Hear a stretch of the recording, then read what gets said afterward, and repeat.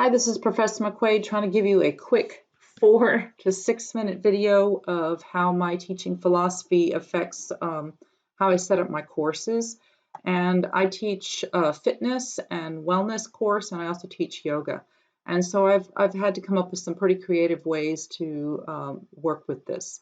One of the major things that I'd like to address is that I chunk my content. And chunking content into modules.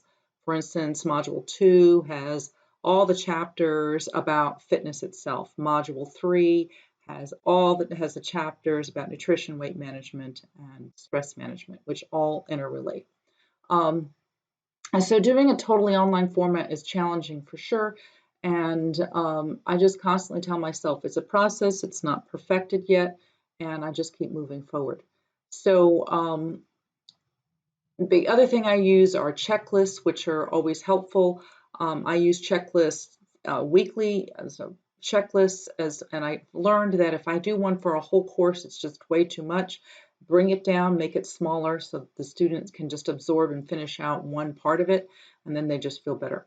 Checklists, intelligent agents, I use them for everything, discussion boards, assignments, everything, or their weekly check-in. I also use a GroupMe app to help communicate rather than giving out my cell phone to students, and then we get back to D2L. TechSmith Relay is a tool for learning and for feedback.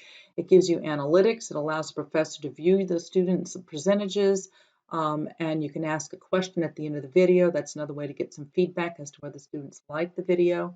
Live WebEx also gives analytics. I use Live WebEx for my yoga sessions. They can either do a live session or they watch the video through analytics. So the other thing I'd like to talk about is actually, let's go into this part. So I'm actually doing my doctoral thesis dissertation on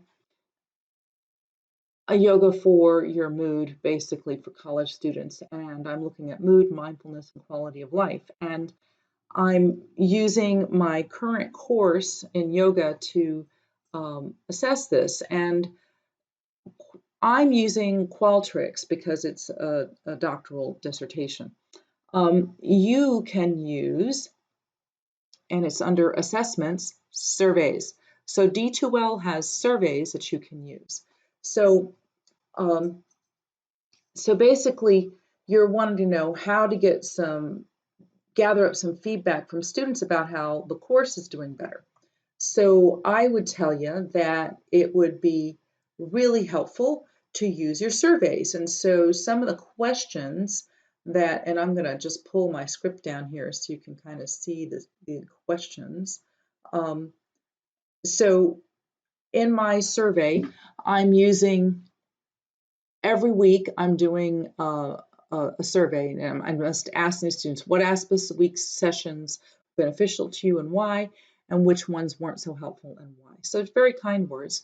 And the other thing is, in my post-intervention survey, I'm going to actually be asking the students what aspects of the course did you find most helpful and why?